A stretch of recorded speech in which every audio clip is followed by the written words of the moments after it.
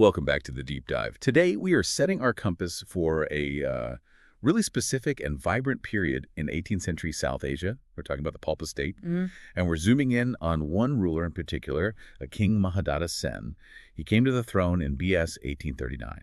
And in his time, he was famous, masterful in diplomacy, visionary in city building. Oh, it's more than just a famous ruler. This is really a study in how history gets written and rewritten. When you look at the sources from his era, they consistently describe his deeds in, golden letters. Golden letters, wow. Yeah, they weren't shy. They were equating his valor to the mythical warrior Parashuram and his wisdom to Brihaspati, the guru of the gods. So this wasn't just some political figure. He was seen as a genuine strategic genius. Yeah. He engineered what many called Palpa's golden age. Okay, so let's unpack this. Yeah. Because his time in power, it was actually pretty short. He died in BS 1850. Relatively short, yes. But the impact. The impact was enormous. So our mission for this deep dive is to get past the headlines and really understand how he transformed Palpa. We're going to explore, I think, three main pillars of his reign. First, strategic expansion through some truly brilliant political moves. Right. Then, some pretty radical social innovation, especially in public education. And finally, an almost astonishing degree of environmental foresight that is still impacting the area today. It's quite a list. It is.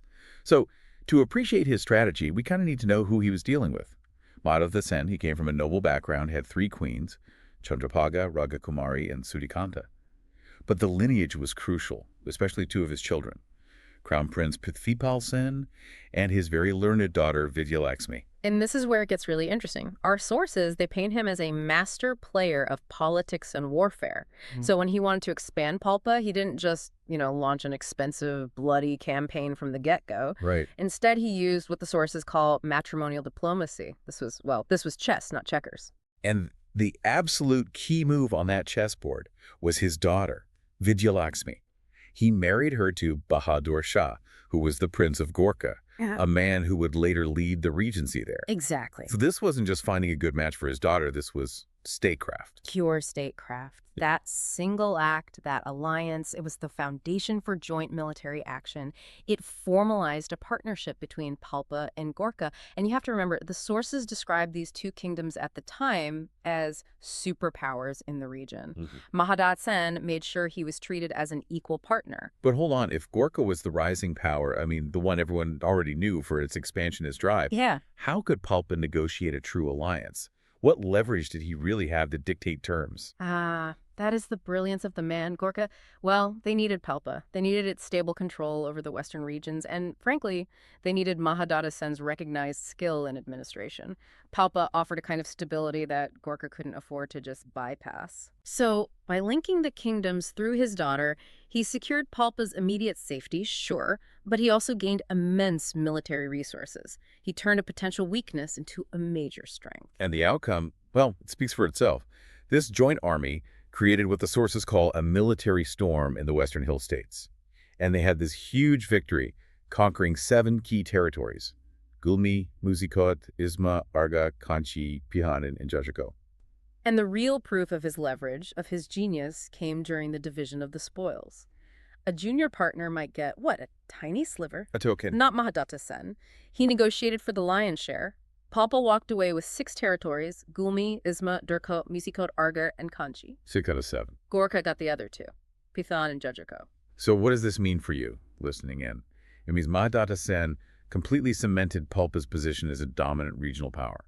He pulled off this vast territorial expansion through politics and alliances. It just shows you statecraft can often trump brute force. Absolutely. He secured a massive amount of land while strategically minimizing his kingdom's own risk and resource depletion. That kind of structural stability, it says so much about his military mind. But his influence, it wasn't just physical. He realized that if he was going to build the city of Tansen, he also had to build the state's, its human capital. Right. Let's transition from war to architecture and urban planning.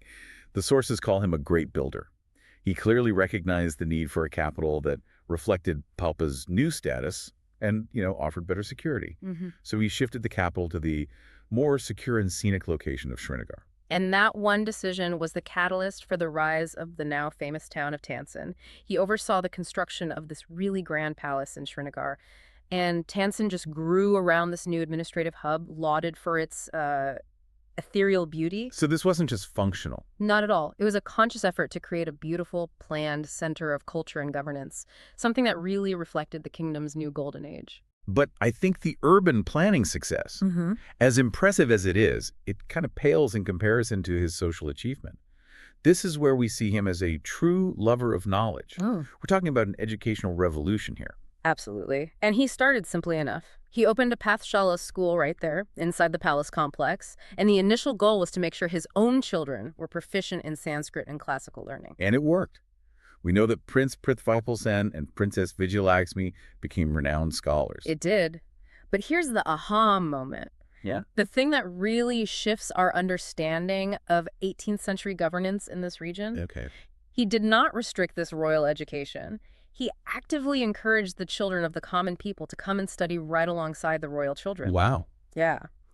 This raises a pretty profound question. How truly radical was that, this idea of open access education at a time when knowledge was so fiercely guarded by the elite? I mean, just imagine the political risk. We have a future king being educated right next to a commoner's child. He was establishing the very foundation of public education, appointing learned pundits, opening schools in various places. He was investing in his entire state's future, not just his own dynasty. It's like he was breaking down societal barriers. Yeah. Using shared education to build loyalty and a skilled populace. That's an astonishingly modern concept for that era. Right. He wasn't just building stone structures. He was building an intellectual foundation to guarantee the long-term stability of his state. And speaking of long-term stability, that brings us to his role as an environmental pioneer.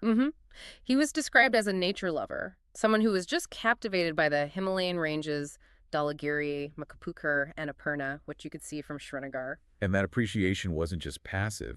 It directly translated into sustainable infrastructure projects. His work in water management is a perfect example. Okay, so southeast of Tansen, near the new Narayan temple he built, he meticulously managed the area's natural water springs. And this wasn't just about, digging a channel. It was innovative engineering. It was designed to maximize resource efficiency and public health. How so? He created two distinct segmented ponds from one source. The upper pond was reserved exclusively for women swimming and bathing. For cleanliness and dignity. Exactly. The lower pond was then strictly designated for cattle. It's a sophisticated system, really, ensuring one natural source could serve multiple needs without any contamination. That's incredibly smart resource distribution. Yeah. But his most physical, and I think you could argue his most enduring environmental legacy, it concerns the local forests. Yes. He understood that without forest cover, those vital water springs would eventually dry up. It's a simple connection, but one a lot of rulers missed. So he took drastic action. To prevent any degradation, he declared the entire surrounding forest a protected area. But, a decree is just ink on paper. To enforce it, he physically enclosed the area with a massive, strong, 18-inch thick stone wall. An 18-inch thick stone wall. Built around an entire forest in the 18th century, just for conservation. Yeah. That level of commitment. Yeah. I mean, it must have required staggering resources and foresight. It wasn't about a quick fix. No, this was about permanence. And the results, they speak for themselves. The sources proudly note that the trees he preserved are still alive today.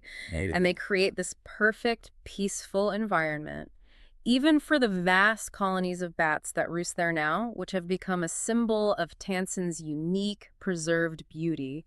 It's an environmental legacy that has literally outlasted centuries. We should probably also give a quick nod to his commitment to just general public welfare. Sure. He wasn't just building new palaces. He preserved ancestral religious sites like Palpa State. And for travelers, he built a massive dharmashala, a public rest house, north of Tundikel. So people coming to the market, travelers, they had support. So, okay, we've established him as a master diplomat, a revolutionary educator, an urban planner, and an environmental protector. By all accounts, he was highly respected. But here is the dramatic irony. What's truly fascinating is the active, deliberate historical warfare that started the moment his power ended. Right. The inevitable happened. In BS 1850, the Palpa State was merged into Nepal, and the administrators who came in after are representatives of the rising Tapa dynasty.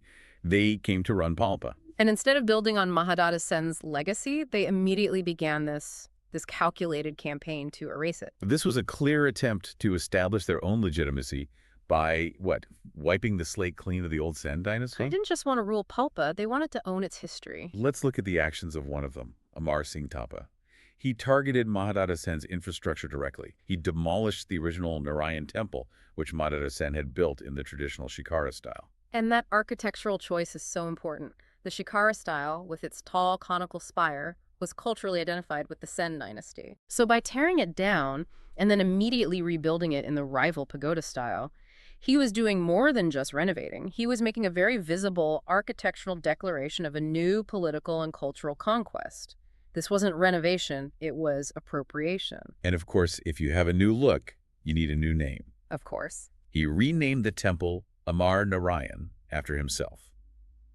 And he took that public rest house, the Dharmashala, and renamed it Amar Pawa. It's the simplest form of historical identity theft, isn't it? It is. You do zero original construction, but you change the name on the plaque to claim all the credit for these enduring public works. And the campaign got even more extreme under Captain Ujir Singh Thapa.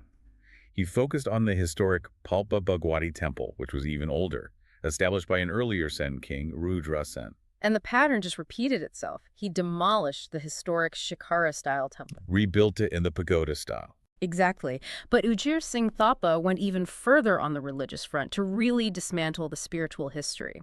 He created a new octametallic, or Ashtahatu, idol. But, and this is critical, he deliberately hid the ancestral Shalagram idol, the ancient sacred relic behind a curtain. So he physically obscured the central symbol of the Sen dynasty's faith. Replaced it with his own. And then, for the final touch, he renamed the entire complex Ranajeshwari Bhagwati, combining his mother Ranakumari's name with his own name, Ujir. That just summarizes the whole conflict perfectly. It was a conscious, calculated race by the administrators who came after to erase the glory of the Sen kings and substitute their own styles and names, all to establish a manufactured legacy. They were trying to edit the historical memory of the entire population through stone and metal. And yet, despite these aggressive, targeted attempts to change names and architectural styles, the core of Mahadatta Sen's contribution, it remains unshakable.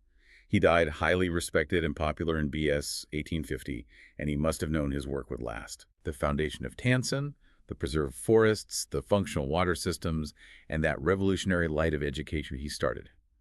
All of it survived the administrative churn.